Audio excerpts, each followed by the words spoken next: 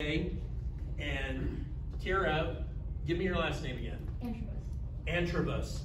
Isn't that an awesome name? Like that's the new band I want to see. Kira's with Service Recycling, and they have offices in Joplin, Tulsa, and Springfield. They're also a vendor of the chamber, so they take care of our recycling as well, and they're really leading the way with some innovation and doing some great things. And their customer service is fantastic. We've had some great meetings and one-on-ones, so without further ado, Kira, it's all yours.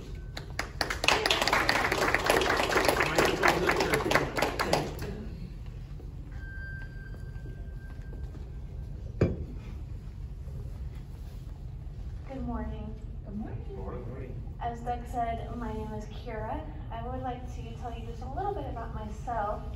I'm from here. I grew up in Webb City. I went to college at Ozark Christian College, where I met my husband, Adrian. We've been married for almost 16 years. It's hard to believe it's been that long. I'm also a member of a local Toastmasters club. I highly recommend that if you're interested in growing your leadership and communication skills. And of course, the reason why I'm here today, I've been with Service Recycling for almost 5 years. Service Recycling was founded in 1998. We have 4 locations actually. There's 2 here in Joplin, 1 in Springfield, and 1 in Tulsa. We are a commercial recycler, which means we work with businesses in the area to manage their recycling programs. We consider ourselves what we like to call reverse distributors. We'll receive a semi-trailer full of recycling materials from a company, and it might have 4 or 5 different materials on it. We'll divide it out into its individual types and then send it on along to those companies that can process them into new products. Some of the materials we receive include cardboard, paper and plastic, and if you're not in the know, you'd be surprised at just how many different kinds of plastic there actually is. We also receive foil, and that fun picture down there at the end, that's actually a bale of bubble wrap. We also do pallet recycling, and I find this especially interesting. We'll take this broken pallet and that broken pallet and basically Frankenstein them together to come up with a good usable pallet that's ready to go back out into circulation. Because of our pallet operation though, we do have a lot of waste wood, and we don't want that to go to the landfill either. So we process that through an industrial grinder and end up with mulch. And so that whole process has very, very little waste. We also like to work with smaller businesses as well. And Doug alluded to this earlier. We have a cardboard recycling program. We'll place these containers at various businesses in the Joplin metro area, and the businesses will fill them with their cardboard instead of putting it in their trash dumpster, and then we will collect it with our front loader routes. Some of the things that we do to give back really make me happy as part of the company. Several years ago, we decided to start sponsoring children. We sponsored 90 children through Compassion International and an additional 10 children through Life of Hope, which is actually based here in Joplin, if you're not familiar with that. And several of our employees have really taken ownership of this, and they write letters to the children we sponsor. For myself, I've been writing to a little boy named Ivan in Uganda for about 4 years now. He was 4 when we started, and he's going to be 8 soon, and it's just super fun seeing him grow. Another thing that we've started recently to give back is we've joined the Adopt a Highway program, which really meshes well, of course, since we're recyclers. But we have a 1-mile stretch of land nearby our main location that we help to maintain. And we've realized that yes, it's work, and yes, it takes some time out of our day, but it really is enjoyable to get together with your coworkers and just do something different and something that's going to help. This is a picture of our ribbon cutting with the Joplin Chamber from 2021 when we finished constructing a new building. We are growing. We've realized that recycling is a space game. You have to grow the space you have available as your customer's business grows as well, so that you can receive their recycled items and process those appropriately. We are in the middle of a new project now, and so when we have that ribbon cutting, I'll make sure that you're all invited. We have about 80 people on staff at the moment, and we really try to make sure that these people feel appreciated as part of the team. Twice a year, we have large events that we bring everybody to Joplin from Springfield and Tulsa, and everybody in one place, and we eat together, we have awards, and we really just enjoy each other's company. And then we also have some smaller events throughout the year. As you can see up here in the corner, that is our annual pumpkin decorating contest. Every business does have challenges, and I would like to speak to you about a few of the challenges that we've been dealing with lately. The first challenge, of course, is something that everyone is dealing with right now: hiring and retention. We need office staff, and we need general labor, we need maintenance, we need Class 8 drivers, and we have a full-time hiring specialist, and she will call maybe 30 people to set up interviews. She'll schedule 20. 10 of them might turn up. We'll hire 5, and if we're lucky, one of those 5 might turn up to work the first day. And I know everyone is dealing with that same problem, so I don't know that we have any answers, but it is causing additional problems in our business. As a management team, we really want to work on big things. We want to expand the business, we want to grow, and we want to increase the offerings that we have for our customers. But when we're understaffed, our management team is spending a lot of time working in the business rather than working on the business. And finally, our third challenge is something that we've actually only recently discovered. We've been in the area for more than 20 years, but a lot of people just don't know that we're here. We have, of course, had a lot of employees over the years, and so if you've worked for us, you know that we're there. And if we've managed your recycling program, you know that we're there. But otherwise, we're kind of invisible. And so we've been looking for ways to expand our reach and to be more well-known in the community. We've started participating in more chamber events, and we are increasing our social media, but we're really looking for more creative ways to just let people know that we're here. And of course, that's a little bit of why I'm here today, is to speak to you and let you all know about our company. And I love the 1 Million Cups format. I am very excited to hear what feedback and suggestions that you might have for me today. Thank you very much.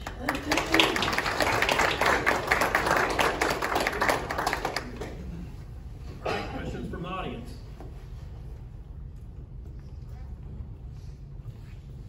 Great presentation. Thank you very much. I have a couple of things. As far as your marketing, probably need to get in touch with a marketing company so that they can work with you on getting your name out there. Sure. You might try Athena. That's who I use, and they've been very good. I love your business structure, especially with your employees. Awesome. And what was the other thing I wrote down? Oh, for me, the pallets. Mm-hmm. Is there any way that individuals can get pallets from you before you send them off? So we do have what we call craft wood, and so it's not full pallets, but it's the smaller pieces that are not usable for our operation, but they're reasonably good wood, and so we don't want to shred it either. And so we sell that by the pallet, and people use it for their craft projects. So whether it's a bench or whatever it is. So, and that actually is to your benefit, because you don't have to do the work of tearing apart the pallet, you've just got the wood pieces. Okay, I'll talk to you later. Yes, ma'am. Great presentation, I love that. Just a question, maybe you're already doing this, but as you're trying to increase your public presence, I'm thinking about some of the events that go on throughout the year in all of our different cities, like Third Thursday or fall festivals, things like that. Maybe you could provide containers for recycling at those, with your big signage on it, at those type of events that would get your name out there a little bit and provide a public service at the same time. Absolutely. Would fit your mission, so just a thought. Thank you. Great idea. Yes. Kira, I think you're like a walking billboard for Toastmasters. Like the presentation was great, like so calm and collected, and like it was great. My question for you is like, who are you looking to reach? Like, who's the main client or customer that you're trying to get to know that you're here? We really do want to expand our reach to really everyone because of the hiring problems, but specifically for business, we would like to really connect with franchise owners. A lot of our containers, we actually place at like McDonald's or Chick-fil-A or, you know, the smaller businesses that have a lot of incoming product and boxes. And then we also work with a lot of manufacturing companies in town as well. So I don't want to name names, but like a chicken plant or a packaging company, really anybody that has a lot of throughput of either boxes or pallets, plastic, you know, any of those things. Okay. Do you have like is there a main competitor in this area, or are people just trashing those things that come into their businesses? We do have some competition in the area, but really recycling, you can expand out pretty far if you have the resources. But we believe that our real competitor is the landfill. You know, our goal and our competitor's goal is to get the trash out of the landfill. Yeah. Thank you.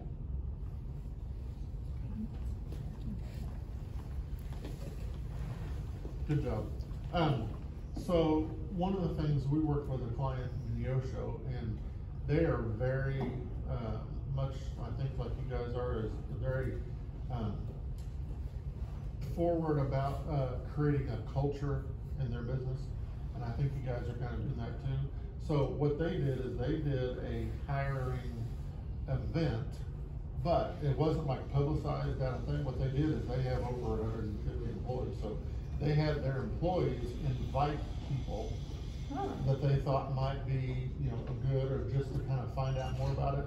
So it was kind of like an all-day thing. They had a great big catered lunch, and they invited people. They had multiple tours throughout the day and that kind of thing. But what they were looking for was kind of that cream of the crop, and people go like, hey, this is really cool. Maybe this is something I would rather do. You know, even if they have a job somewhere else. But they were kind of looking for not just anybody to walk off the street.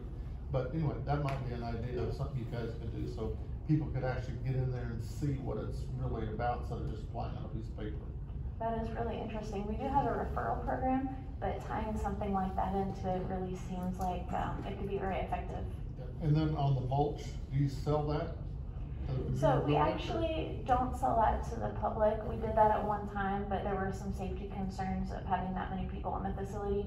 We do sell it to a retailer. Okay. Thank you.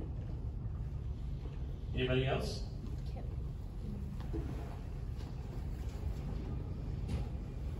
Hi. Hello. So, great presentation. Like, we love recycling. I grew up recycling all the time and moved out here, and it's weird that not as many people recycle. So, yeah, like one of the main things is just making it really accessible. So I know like you have those cardboard recycling programs for smaller businesses, but I want a way personally to recycle more plastics. Like plastic recycling is the hardest thing right now. Like if we can figure out how to solve that, that would be amazing. I also agree with the revisiting your marketing and also using positive language. So like it doesn't pay to throw away tagline is negative language, which creates a negative feeling when someone says that, technically, because it's using like doesn't in like that marketing message. So you have to really think about that when you're really trying to get out to the general public, because you want positive connotation around the entire brand of what you're doing. You want bright and earthy colors because you're trying to protect the earth. So like think like that too. Great, thank you. I will say that again, we don't do residential recycling, but as a business owner, like I'm opening a small business. Sorry. I understand. So we only do cardboard for small businesses, but you would like to. I got you. Yeah, and you're not the only one who only does cardboard. Like I will have to, once I'm in full operation, manually recycle everything which sucks. Give me a call. Come see me after and I'll give you my card. There may be something we can work out. Thank you. I have a question for everybody. I know, I don't even know if that works. I spoke to Kara earlier about this, about personal recycling. My neighborhood, I don't know if it's all of Joplin, but I have to pay to be able to recycle. Yeah. And that doesn't make any sense to me. I'm trying to help the earth. Why would I pay? Well, I'll pay more if more people, if they'll recycle more of it. I mean, like, that's the thing.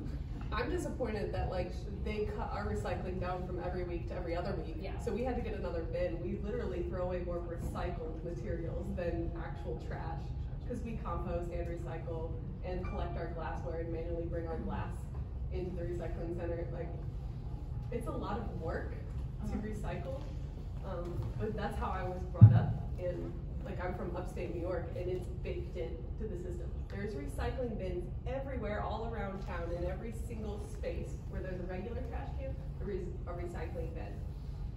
So I would love to see that for this area. And I mean, I did a business trip out in Boulder, Colorado, not too long ago. They have not even just like, their trash bins have 3 slots, one for food waste, one for the regular trash, and then the other is everything recyclable. To address that specifically, unfortunately, recycling is an industry and it's a process. It takes a lot of resources to get that through the line to the end processor. And the value of those materials actually fluctuates it's very volatile. And when those values go down, it just makes it harder for a municipality to maintain a recycling program without those charges.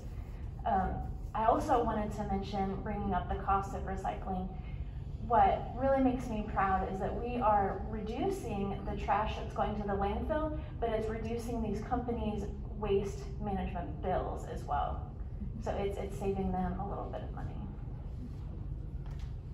I don't need a couple comments. So I think there's the opportunity for you guys to move your brand inside the business, right? So I hear you have a big box outside the business, kind of echo the other comments.